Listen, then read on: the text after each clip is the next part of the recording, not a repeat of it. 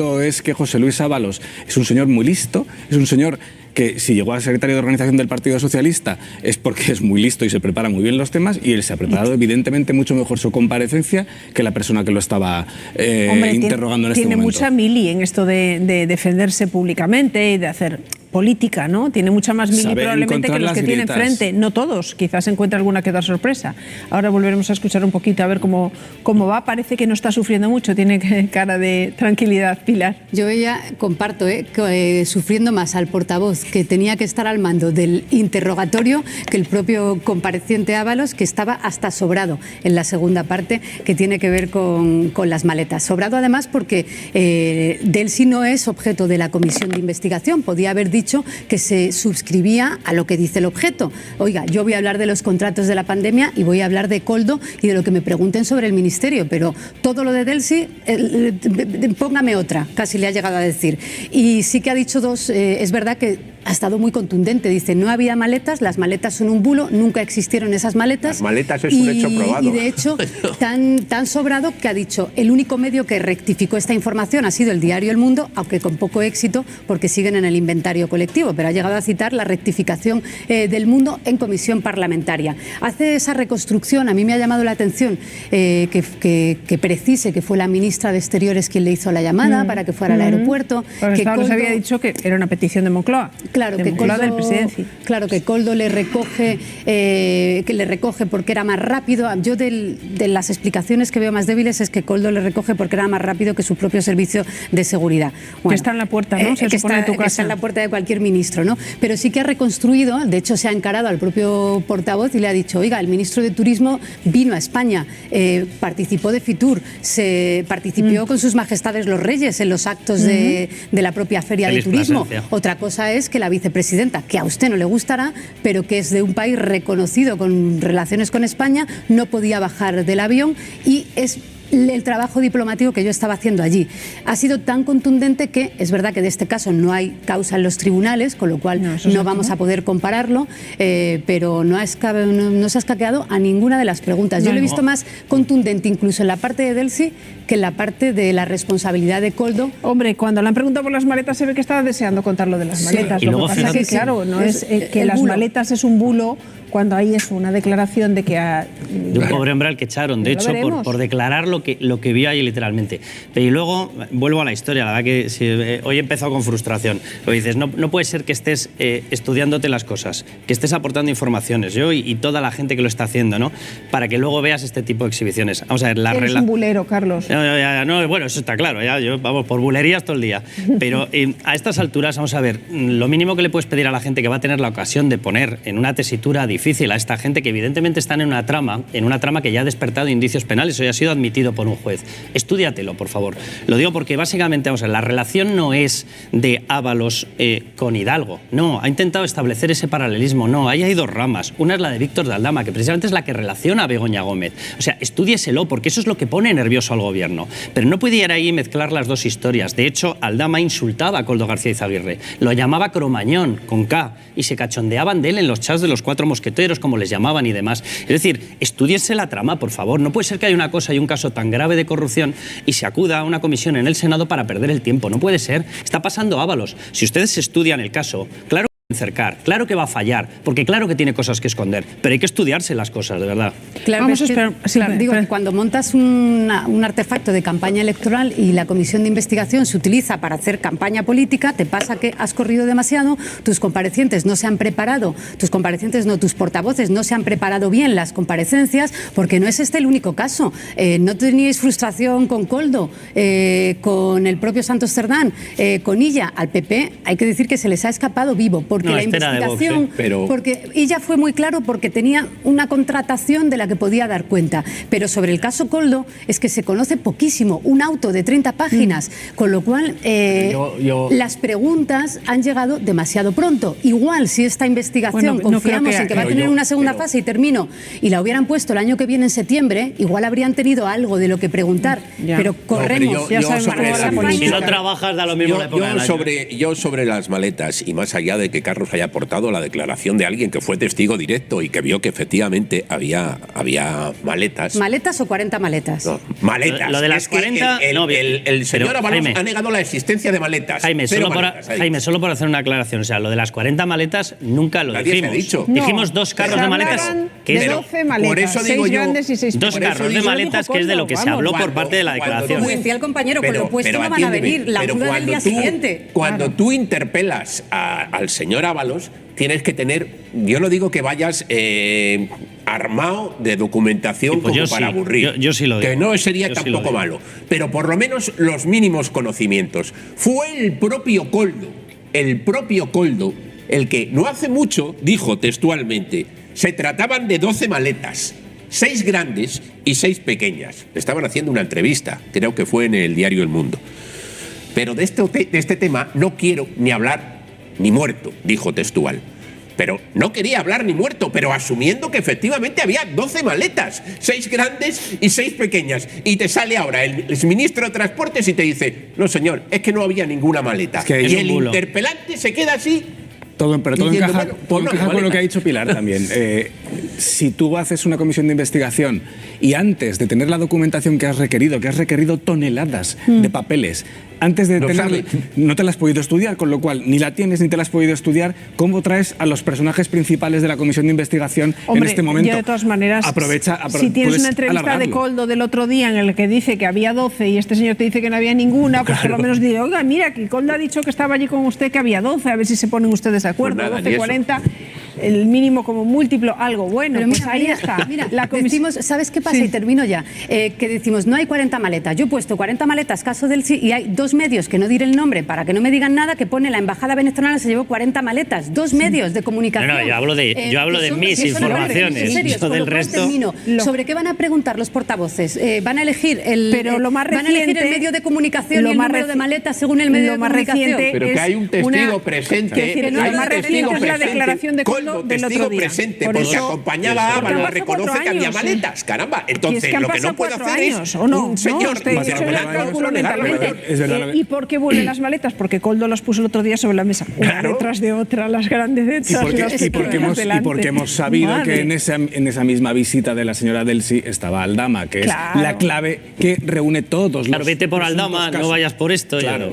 Qué desastre, de verdad. Que esto no ha terminado, que la comisión sigue adelante, que no parece que Ábalos esté pasando más rápido. A deducir de si esas investigaciones de la UCO cabe o no señalar, acusar, investigar a Begoña Gómez. Pero a ese estadio todavía no hemos llegado. No, por eso estamos insistiendo tanto en las preliminares. A ver, Pero vamos, ya me gustaría que insistiéramos en las preliminares cuando se ha investigado cualquier persona. Claro. No, que tengamos que ser todos así exigentes, que está muy bien serlo. Lo único le pediría al equipo del gobierno, a Pedro Sánchez y a Óscar Puente, que tuviera el mismo detalle, el mismo rigor que tenemos nosotros, que va a ser toda una novedad. Vamos a ver, la reforma aquella famosa que sustituyó el término imputado por investigado, desde mi punto de vista lo lío. Es verdad que no querían generar una especie de pena mediática de usted está imputado, es decir, usted ya tiene una pena. Sí, pero ahora y se corrigió. ¿Qué ha ocurrido? Que ahora hay una confusión en los autos porque tú dices, está investigando, y dices, ¿los actos de quién? De Begoña Gómez, eso es lo que pone. Pero eso no significa que tengas la categoría que tenga categoría de investigada. Claro. Hay gente por ahí que se ha lanzado a decir que ya está imputada. No está imputada. Lo que se están es investigando determinados hechos a ver si efectivamente se la imputa. Va a ser muy rápido y muy fácil de comprobar si está imputada, porque en ese momento tendrá que haber una diligencia de citación de ella acompañada de abogado, y tendrá que ser además citada ya en condición de investigada, y lo tendrá que poner textualmente. De hecho, que hay una cosa... pero te pueden llamar a declarar en esas diligencias previas. Pues yo he visto muchísimos casos, pero no son políticos, no son tan mediáticos, en el que te llaman a declarar, te toman declaración y entonces ya se considera si abren investigación o no. O sea, esas propias diligencias previas pueden recoger testimonios simplemente para valorar si hay que abrir investigación o no. Es un estadio tan inicial que, claro, como tenemos el debate político aquí de arriba, pues es verdad que es el procedimiento previo que haya o no. Después ya tiene que tener elementos sobre la mesa. Con la nomenclatura actual, el término investigado tiende a confusión. Si le llamamos a las cosas como le llamábamos antes, imputado, hay que decir que la señora no está imputada todavía. Que la mayoría, que este es un caso anómalo. Normalmente estas diligencias previas van con un informe de de la Fiscalía o de la Policía Judicial, que suele tener más base para que el juez decida con uno de los actores si abre o no. Pero claro, esto es un batiburrillo, un par de folios de manos limpias que le tira ahí al juez, con lo cual... Pero se entiende la diferencia, que es la Fiscalía, una policía... Yo lo decía sobre todo porque no vaya a ser que el presidente, después de lo de hoy, se coja otros 5 días de reflexión. Lo de la denuncia, la denuncia salga o no salga, luego se presenta una segunda denuncia. En cualquier caso, dices, lo normal es que vaya con un trabajo previo policial. Y esta vez el trabajo se ha encargado ahora. Entendemos es que esa es la clave. Que eso es una garantía para ella también y para es que cualquiera Manos Limpias de lo que las presentó personas fue una afectadas. denuncia por unos hechos y no una querella contra una persona que había podido hacer o no esos hechos. Entonces, la propia Manos Limpias se lavaba las manos, nunca mejor dicho, no solo reuniendo solo titulares de prensa, sino denunciando unos posibles hechos que podía... Presidente de Argentina, presidente de Argentina, habría rectificado el gobierno. Le habría dicho al señor Puente, oye, matiza, discúlpate, porque efectivamente te has pasado 3 pueblos. No ha hecho eso, todo lo contrario. Se ha valido de las declaraciones de Milei para seguir tensionando y generando más división. Sí. Pilar, ¿tú no crees que haya estrategia detrás, que ha sido un calentón? Yo creo que no hay estrategia detrás porque tenía el gobierno y el propio ministro Puente una lista larguísima, se la podemos hacer aquí, de razones para meterse con Milei, desde el deterioro de la libertad de prensa, que ha caído no sé cuántos puntos y que hay denuncias también. Pues si hablas del deterioro de la libertad de prensa, no vayas a Argentina. Déjame que hable. Si vamos a los informes de Europa, España no va mal. Jaime, si no, ahora te los mando. Y si no, ahora te los mando. ¿Ves? Es que me hacéis perder el hilo. Decía que es la estrategia, primero ¿no? los de la ONU. A mí los de la ONU me interesan mucho. El siguiente turno, Jaime, te voy a tirar el teléfono. Los de la ONU. No, decía que yo creo que no es estrategia porque Milei tiene razones suficientes y este gobierno, lógicamente, un gobierno socialdemócrata no puede tener una agenda común con un gobierno ni como el de Milei, ni de ultraderecha, ni anarcoliberal, ni nada que se le parezca. Por eso digo que tenía muchas razones para haberse enfrentado a Milei sin haber montado este cisco diplomático. Yo creo que las declaraciones son absolutamente inapropiadas y que además te quitan el foco de lo importante. Lo importante es que es Milei el que ha roto las relaciones con España y es tan fácil como haber esperado simplemente a que llegara Milei el día 18 de mayo, dentro de unos días, a España. Ni ha agendado reunión con el presidente del gobierno, ni la ha solicitado, ni con el ministro de Economía, ni con nadie de ninguna cartera, que precisamente porque son 2 países hermanos, que España o los empresarios españoles tienen inversiones en Argentina, pero los argentinos también tienen inversiones en España, se hubiera puesto en evidencia que solo viene a hacer campaña europea de la mano de Abascal para las elecciones de junio. Lo que pasa es que ha dicho que por el camino no le importaría verse con Reyes, es que aquí no funcionan las cosas aquí. Pero una visita de Estado es una visita de Estado y una visita privada es una visita privada. 15.000 millones de euros españoles en Argentina a día de hoy, con toda la crisis que tiene Argentina, que veníamos de 40.000. Os voy dando la palabra, Alberto. Una cita con el ministro de Economía. 15.000 millones de euros españoles en Argentina, vehículos de motor, petróleo refinado, fertilizantes, minerales químicos. Nos están jugando mucho como para andar haciendo el tonto, Cuando vienes a hacer campaña electoral a favor de quien sea, pero tienes una posición ideológica tan claramente enfrentada con el gobierno del país al que vas, yo le veo de toda lógica que Milei venga, yo quiero aquí ser libre, decir las burradas que se me ocurra decir a favor del tipo al que vengo a apoyar, con lo cual no voy a hacer el feo de a la vez, uno, a mí me quita libertad, y 2, le hago el feo al presidente del gobierno de tener que recibirme después o un minuto antes de que yo le llame de todo. O sea que me parece que tiene toda la lógica que Milei no pidiera verse ni con el presidente. Pero entonces no reivindicamos las relaciones empresariales económicas de España y Argentina. No. Pilar, tú estás dando por hecho... Un segundito, por favor. Yo aquí a lo que voy es a que el señor Puente ha sido inmensísimamente prudente. Mira lo que me ha pasado por culpa de Milei. ¿Te has roto?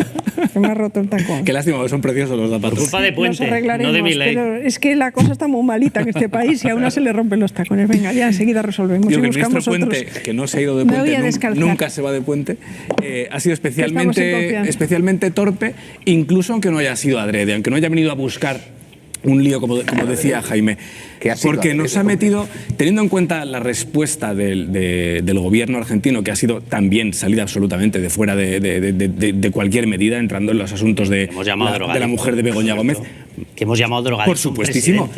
Pero si tú pretendes mantener buenas relaciones... Por cierto, se lo ha llamado el mismo Partido Socialista que tiene rastro de coca en 2 casos al menos. No mezclemos, no mezclemos fue cosas. A hablar, si estamos hablando de relaciones internacionales, siempre. no mezclemos cosas. Yo creo que... Eso no se llama justicia. No, se llama casos judiciales. Se llama mezclar cosas, en mi opinión. Caso Eres y Tito Berni. En el caso de Puente ha sido muy torpe, la respuesta ha sido, en mi opinión, también bastante torpe por parte de Argentina, o entrando al juego diciendo, ¿quieres bronca? Vas a tener bronca porque yo sé hacer, soy un profesional de esto. Bueno, son 2 profesionales. Y el problema es que nos ha metido en una 4ª crisis diplomática con un 4º país aliado muy importante. Es que quiero llegar hasta aquí, perdonad que... Como Jaime, evidentemente que utilizan escándalos para tapar otros escándalos con perjuicio adicional para España. Pero y siguiendo con lo que estaba diciendo Alberto, o sea, en estos momentos tenemos una relación pésima con Israel, que es el principal aportante de información antiyihadista y la única democracia que existe en aquella zona.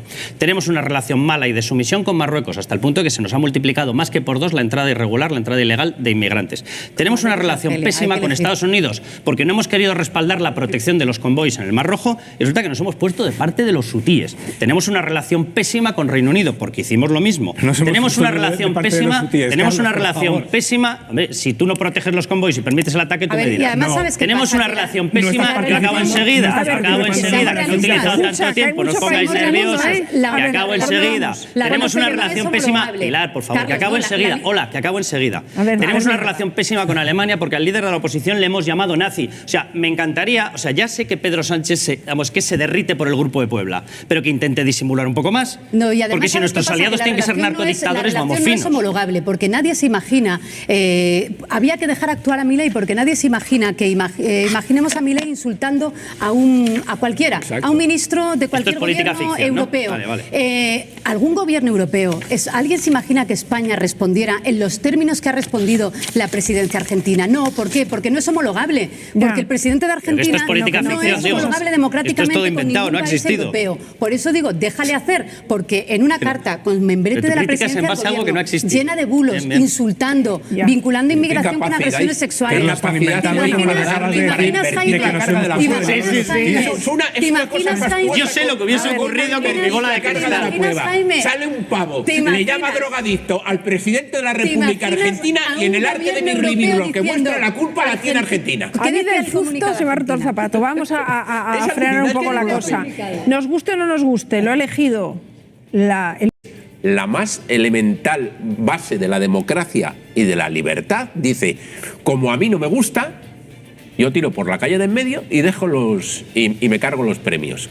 Pero insisto, me preocupa el argumento, lo de la mayoría social. ¿Qué mayoría social? ¿A qué mayoría social se refiere? El argumento es falso. ¿A qué mayoría social? Para justificar una decisión que es puramente ideológica. Pero es que a partir de ahí, con ese argumento, pueden hacer lo que quieran, que es lo que me da miedo. Esa es la torpeza. Ya recordemos, un segundito y te dejo. Ya recordemos que hace un año y medio, cuando pusieron el bono cultural, ya dejaron la fiesta de los toros fuera. Y el Supremo les obligó a tener que meterlo. Efectivamente, o sea que es una cuestión ese argumento es tremendo. Está bien recordar ese detalle. Yo conozco mucha gente del Partido Popular, votantes, que están en contra de los toros. Es un debate muchísimo. Gente que está en contra claro, digo que quien crea que esto es un debate solo de Partido Popular PSOE se equivoca. Igual que genera muchas reacciones, pero puedes hacer más ruido en un partido que en otro, ¿no? La decisión de Urtasun es coherente con el programa de Sumar. Son animalistas, lo llevan en su programa y lo han dicho en campaña electoral y promovieron una ley de protección animal en el Congreso. Por tanto, ministro de Cultura de España. Jaime, sí, claro, ministro de Cultura de España, investido como ministro de Cultura con un programa electoral concreto. Pero en el que no estaba incluye esto. En el que se dice, en el de Sumar, sí. Oiga, el premio ni es histórico ni es legendario. Se puso además pocas semanas antes de las elecciones, porque Zapatero, haciendo memoria, venía de mucha polémica con el toro de la Vega, que había quien defendía entonces que eso era cultura, ahora ya se dieron cuenta de que, oiga, no es cultura, es tortura, es una masacre que en Europa está prohibida, y venía de esa polémica con el toro de la Vega, venía de las leyes de Cataluña que querían prohibir la tauromaquia, se generó tensión y puso este premio antes de las elecciones. Esa no es la cuestión de fondo, Pilar. No, lo que digo es que las decisiones se toman muchas veces por cuestiones electorales, igual que la toma de Sumar, pero déjame decirle un dato. Decía, ¿quién dice? Mira, la encuestadora Gallup hizo durante décadas una encuesta encargada a los medios para conocer el interés de la gente por los toros. Es una evidencia que en 1971 el 55 le interesaba muchísimo, en el 2006 baja al 26%. Si tú preguntas entre la sociedad joven, cada vez hay menos interés. Cada vez hay menos interés. Perdona que te interrumpa, por esa regla de 3, pregunta cuánta gente lee libros. Exacto. Y no vamos a ir al día de libros. Es decir, tú tienes que incentivar todo lo que sea cultura. Sí, no, pero y esto forma parte de la cultura para una parte importante. Todo lo que no sea mayoritario lo prohibimos. También hay se llama dictadura. También hay que respetar a una parte de la sociedad que entiende que esto no es cultura, porque hay una parte de tortura al animal. Y estos son estos objetivos. El toro se mata, porque cuando están, no sé si se dice el pollo, entrenar, y el pavo, no y el sé cerdo, si cada vez que un torero sale yo he comido y va a entrenar, mata al toro. No, deciden matarlo en la plaza. A lo mejor si no lo mataran tendrían más apoyo, pero deciden que lo matan y lo torturan, y eso es maltrato animal. Con lo cual yo creo que también hay que respetar a esa parte de la sociedad que quiere defender que se elimine un festejo que acaba de hay que respetar a esa parte. Siempre se hacen gestos con los taurinos, y aquí hay un premio que se ha eliminado. Y no se puede hacer gestos con quienes creen que la tortura animal no puede formar parte de la cultura, porque en el ballet no se mata a nadie, ni se tira en el circo a los trapecistas. Si hablamos de respeto, vamos a respetar las leyes, que suele ser interesante en democracia. Según tú es tortura, vale. Según una ley de 2013 que está vigente, Pilar, déjame arrancar. No, ya no digo terminar, ya no digo elaborar un argumento, digo empezar, que va a ser toda una novedad. Tranquilos que no estamos en la plaza. Ley 18, 2013 de noviembre para la regulación de la tauromaquia como patrimonio cultural. Está vigente y se cumple. Eso es democracia. Esta historia de yo me levanto por la mañana. ¿Qué tiene que ver el premio con eso? A mí me parece. ¿Pero qué tiene que ver el premio con eso? Si me dejas avanzar, Pilar, a lo mejor consigo decir una frase. Si no, si quieres, te pongo carteles como en el cine mudo y acabamos antes. No confundas. Vamos a ver. La ley exige, y ahora te remito a la Constitución española, no te preocupes, que también te la voy a leer. La ley exige que sea considerado patrimonio cultural. ¿A ti te parece tortura? Enhorabuena. A mí me parece que la gente debería hacer deporte todas las mañanas. Enhorabuena. ¿Les puedo obligar? No, no les puedo obligar. Se llama libertad. Bien, a partir de ahí, considerado patrimonio cultural, te paso a la Constitución española. Artículo 46. Los poderes públicos... Pero me dejas hablar, por Dios. Los poderes públicos garantizarán la conservación y promoverán el enriquecimiento del patrimonio histórico, cultural y artístico de los pueblos de España. Es decir, una vez declarado por una ley patrimonio cultural, lo democrático es cumplir las leyes. Pilar, lo democrático no es yo me levanto por la mañana y como no me gusta, voy a obligar a toda la gente porque he leído una encuesta de Gallup. Y la encuesta de Gallup dice que a mí me dais la razón y por tanto prohíbo. Es más, como un día haya una encuesta, como decía María, de quién baila claqué, seguro que va a salir minoritario. Y entonces prohibimos el claqué. Porque tú te has levantado considerando que es una tortura para los talones de pie. María, la cosa es muy simple. Pilar, por Dios, que te han dado para desayunar. ¿Qué le han dado para desayunar hoy? Déjale que termine y le contestas. A ver. No, pues es que es imposible, de verdad, ni empezar un argumento. Vamos a ver, si queremos cumplir las leyes, se llama democracia. Si no las cumplimos, ni siquiera la Constitución, se llama dictadura. Es muy sencillo. ¿Hay una ley que ampara la libertad para ir a los toros? ¿Sí o no? Sí. ¿Está protegido constitucionalmente? Sí. ¿Te gustan? No, pues no vayas. Muy sencillo. ¿Puedo responder? A ver, argumentos falaces. ¿Quién ha prohibido no ir a los toros? Porque yo creo que Urtasun no ha tomado ninguna decisión. Entonces me has hecho escuchar, Carlos, un argumento que no tiene absolutamente nada que ver con el debate. Es que no lo has escuchado. Tienes que promoverlo. Y quitar un premio, evidentemente, no es promoverlo, ya que es básico. Uno, nadie te obliga a ir a los toros. Dos, se está diciendo que hay que protegerlo porque es una minoría. Entonces pongámonos de acuerdo. O es una minoría y hay que protegerlo, o esto es una cultura de masas, o esto es una cultura de masas y por tanto va todo el mundo a los toros. No, ha caído, la gente no va a los toros.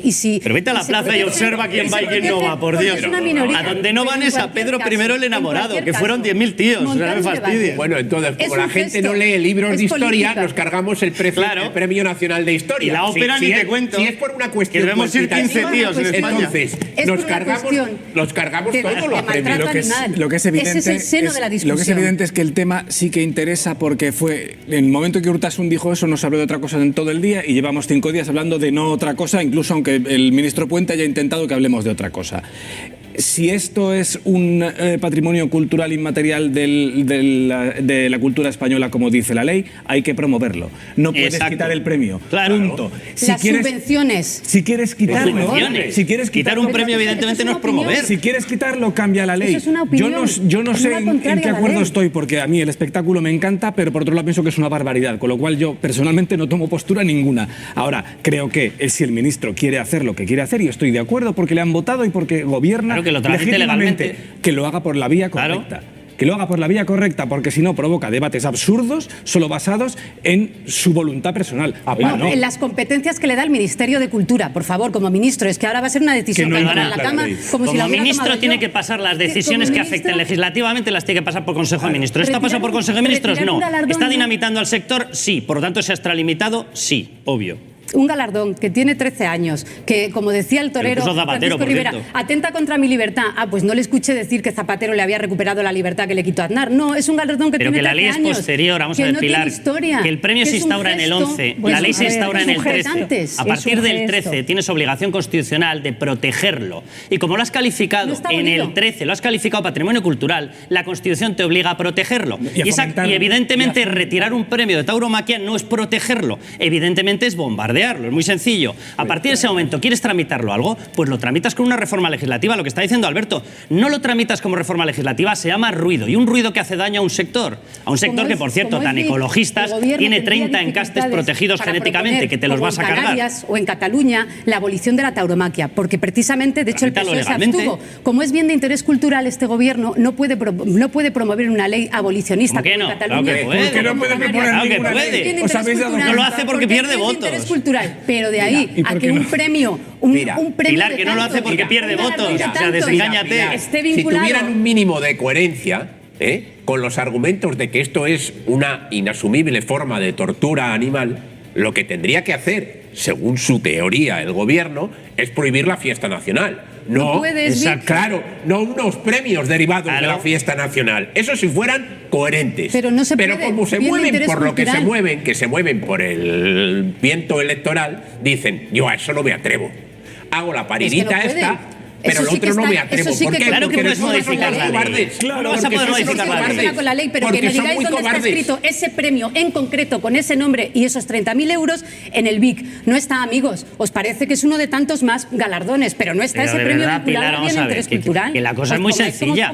¿Tú lo proteges o no lo proteges retirando un premio? Pues la Constitución te obliga, mientras esté esa ley, a protegerlo y promoverlo. Cambia la ley. A partir de ese momento, ¿quieres cambiar la ley? Que lo cambien. Ahora, yo solamente les hubiese pedido una cosa, que hubiesen tenido las narices de anunciar que lo iban a cambiar justo antes de las elecciones vascas. Claro. Que me iba a haber pegado un cachondeo de mucho cuidado. ¿Sabes por qué no lo retiran? Porque claro que no es minoritario. Y claro que van a tener un impacto en el voto. Claro que lo van a tener y lo saben perfectamente. Y en Andalucía, Extremadura, Madrid, Aragón, País Vasco, Navarra, en un montón de sitios, La Rioja. Por la vía legislativa, no cambian esa ley como comenta Carlos. Porque el PSOE está en contra. No lo hacen porque probablemente el gobierno ha demostrado desde que tomó posesión el 16 de noviembre Pedro Sánchez hasta ahora que no ha sacado ni una sola ley en el Congreso. No, y porque el PSOE está a favor de la tauromaquia. Porque es incapaz. A mí lo que me alucina es lo de la mayoría social. Mira, aquí solamente hay un hecho constatable, porque no hay ninguna mayoría social que sepamos a favor o en contra, porque no se ha sometido a referéndum.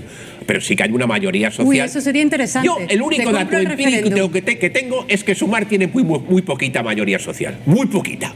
Los taurinos no se atreverían, un 10% de los españoles a ese referéndum. Es decir, un partido que llega a... Cuando fuimos a las elecciones al 10 y que ahora las encuestas le están dando un 6, un 7, que hable de mayoría social. Bueno, si el que no tiene mayoría social eres tú, Sumar. Déjeme dar mi modesta opinión. Yo soy muy de las viudas. O sea, yo soy de las vacas, porque soy hija veterinaria, a mí me dieron de comer y de estudiar. O sea, que estoy eternamente agradecida a las vacas. Nunca he entendido nada de toros. Me llevó una vez un amigo y me dijo, no vengas más conmigo. Menuda tarde que me has dado. Voy a ir a la corrida de la prensa, solo faltaba. Claro. Pero me parece que si tuviera que votar nunca votaría en contra, porque...